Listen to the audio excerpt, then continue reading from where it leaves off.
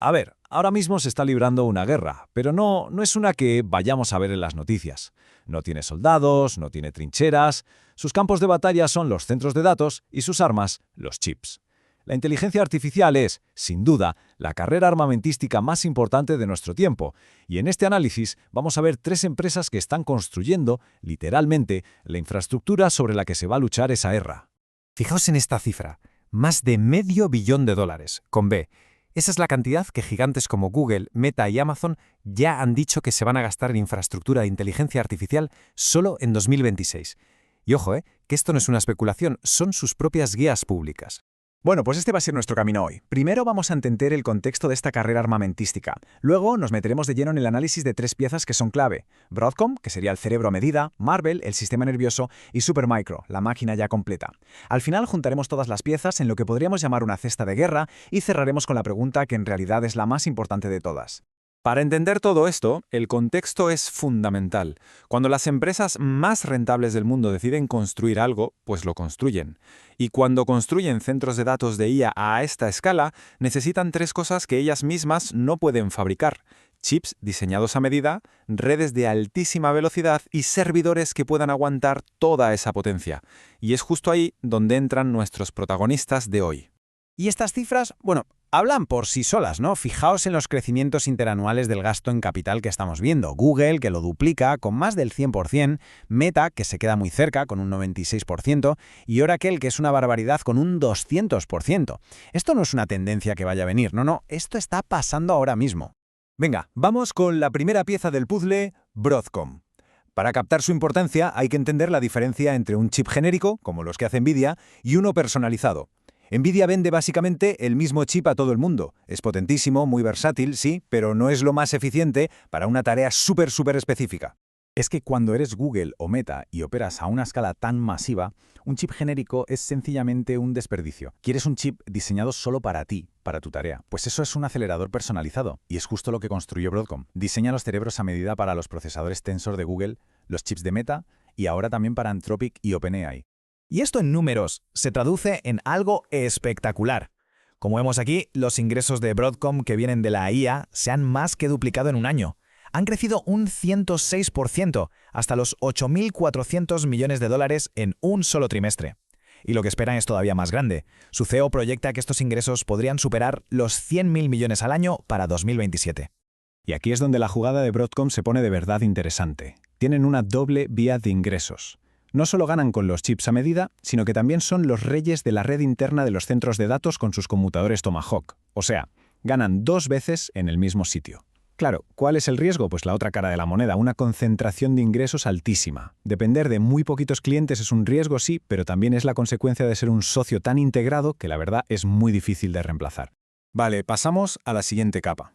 Si Broadcom es el cerebro, Marvell Technology es el sistema nervioso. Su trabajo es conectar todos esos cerebros para que hablen entre sí a la velocidad de la luz.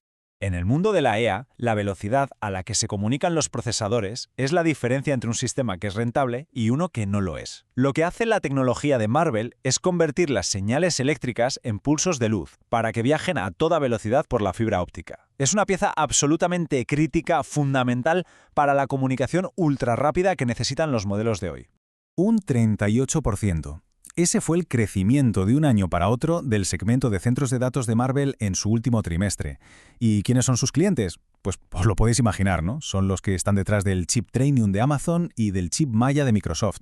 Coingenieros, vamos. La gran oportunidad para Marvell está justo ahí, en esa integración tan profunda. Además, la adquisición que han hecho de Celestial AI, que es una empresa de tecnología óptica de nueva generación, es una señal muy potente, sobre todo después de que Amazon Web Services la elogiara públicamente. El riesgo, pues, de nuevo, es muy parecido al de Broadcom. Dependen muchísimo del gasto de unos pocos clientes gigantes. Y con esto llegamos a la tercera y última empresa, Supermicro.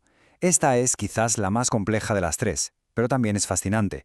Supermicro no fabrica los componentes, lo que hace es ensamblar la máquina completa. A ver, si Broadcom y Marvell son los que fabrican los motores de alta competición, Supermicro es quien te construye el coche de carreras entero y te lo entrega listo para salir a la pista. Cogen los chips de Nvidia, le añaden memoria, almacenamiento y, esto es crucial, refrigeración líquida, y te dan un sistema llave en mano, listo para enchufar y funcionar.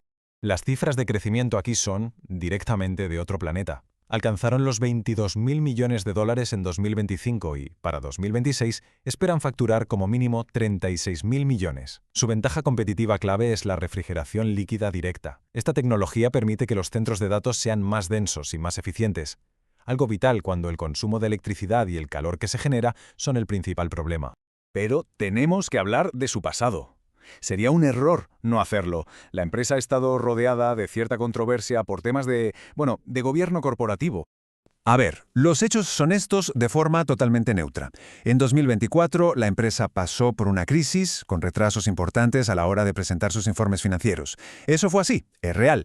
Pero también es un hecho que a principios de 2026, la empresa ya opera con un nuevo auditor y ha presentado todos sus informes atrasados. Así que, aquí está el dilema, ¿no? La oportunidad es una empresa que crece a un ritmo brutal, con una ventaja tecnológica clara y que además cotiza una valoración más baja que sus competidores. El riesgo es si esos problemas del pasado fueron algo puntual, fruto de un crecimiento explosivo, o si eran algo más serio. El mercado, por cierto, ya ha metido esa incertidumbre en el precio de la acción. Vale, ahora vamos a dar un paso atrás. En lugar de ver estas tres empresas como apuestas separadas, podemos pensar en ellas como una especie de cesta de guerra de la infraestructura de IA. Representan tres capas distintas, pero que van de la mano, que están interconectadas dentro de la misma oportunidad estructural. Tienes el chip a medida, la red que lo conecta todo y el servidor que lo aloja. La idea de una cesta lo que hace es diversificar la exposición a diferentes partes de esta cadena de valor. Cuando los gigantes tecnológicos se gastan esos 500.000 millones de dólares, una parte de ese dinero inevitablemente acaba pasando por empresas como estas.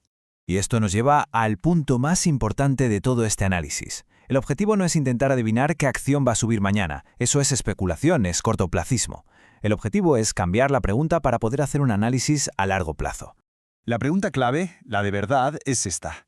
¿Cuáles son las capas de infraestructura que la inteligencia artificial necesita de forma estructural en los próximos 5 años? ¿Y qué empresas están mejor posicionadas para construirlas? Si uno dedica tiempo a responder a esa pregunta en serio, todo lo demás empieza a encajar de una forma mucho más clara.